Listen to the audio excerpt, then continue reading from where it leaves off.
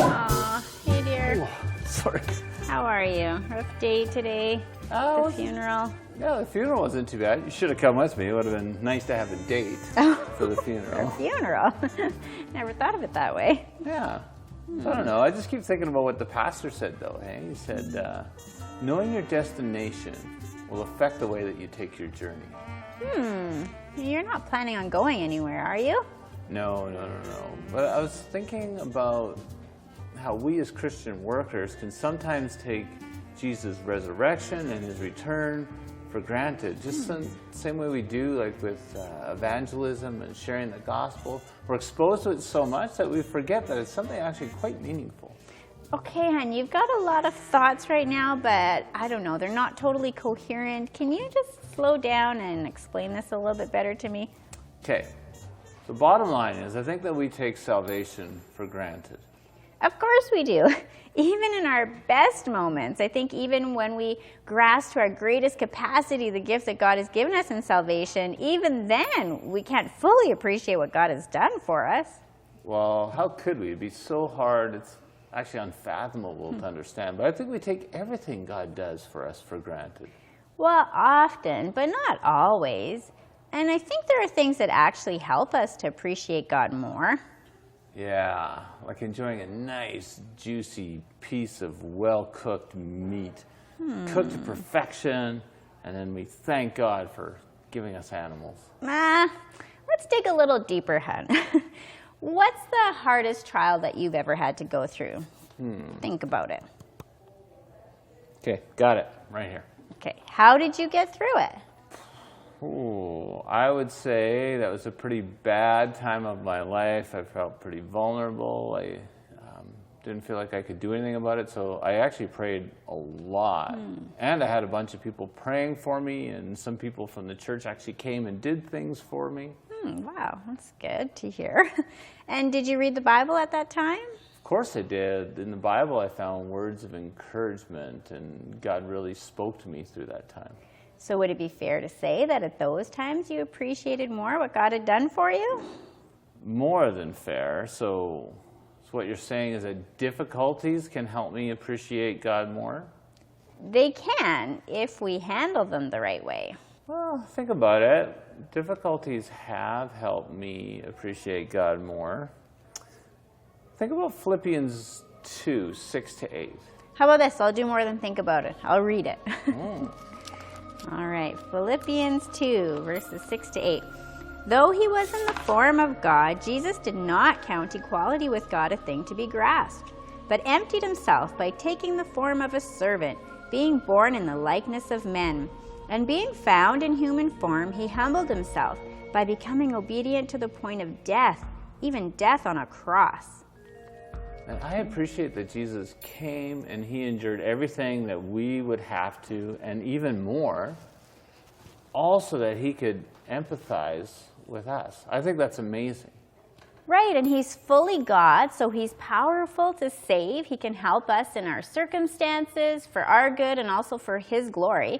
And he's omnipresent, so he never, ever abandons us, but he's our ever-present help in times of trouble.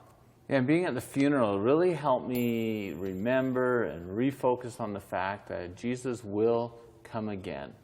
And when he does, he will reign.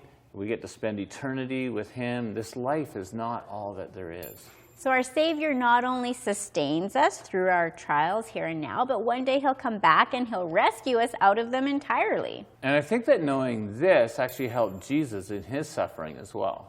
Wow, I've never thought about that. How so? Well, Hebrews 12:2 says, "The founder and perfecter of our faith, who for the joy that was set before him endured the cross, despising the shame, and is seated at the right hand of the throne of God." So he had his eyes and mind fixed on his eternal home with God. He knew that this world was not his permanent home. Yeah, and we can do the same. This home is not our home either. So Christ's death and resurrection on the cross made a way for us to be able to spend eternity with him in heaven. And listen to this from Romans 8, verse 18. For I consider that the sufferings of this present time are not worth comparing with the glory that is to be revealed to us. So when we try to compare the sin and the pain that we're experiencing now on earth with the joy and blessings of eternity, it's not even a fair comparison. Yeah, it's like comparing where you grew up, Saskatoon, to where I grew up, Vancouver. Oh, is it? Yeah, you think about the pain. Saskatoon gets to like minus 40 degrees Celsius in the winter, minus 50 sometimes. In Vancouver, it's usually fairly nice and balmy. It's just like maybe around 0. We get a bit of rain. So that would be like the blessing part of it. Whatever, Mr. Vancouver, we're still not moving there, even if you do liken it to heaven. And I think the point that Paul is trying to make here is that any suffering, even great, great suffering, is nothing compared to the glory of God that awaits us. Yeah, the suffering and joy, they're not equal in length of time, their weight of importance, the strength of our human emotion and response. It doesn't matter what we endure here on earth. The joy that we'll experience in God's forever kingdom far outweighs anything that can happen here. So obviously trials will still be very painful. Like people, honestly, they have to deal with some really terrible things. But if we can keep our focus on our eternal destination, that'll help us to endure some of those trials, knowing that one day we will spend eternity with God. Yeah, and not only hanging on like we're just hanging on by a thread in this life, but we can really reflect God's glory and his character here on earth. Excellent point. And I want to reflect God's glory. We can endure this life with joy because of the imminent return of Christ and because of the hope of the resurrection. Knowing your destination changes how you take the journey. I get it now. I told you. Now let's see if you really get it. Recap what we talked about. Okay. All of it. Here goes. Knowing your destination impacts how you plan for and how you take the journey. This is true spirituality as well, and so in order to live well, we must know our eternal destination. The doctrine of the return and resurrection gives us hope through our trials, and Christ's example of enduring suffering is our guide to know how to apply this doctrine to our lives. We can endure this life and any trial that may come our way with joy because of the truth of the unmatchable glory that is to come in the resurrection. So Celeste, you do get it. So Brent, if Jesus returned today, would you be ready? I was born ready. Oh, come on. I know you say that a lot, but I don't think it really applies here. Yeah, you're probably right.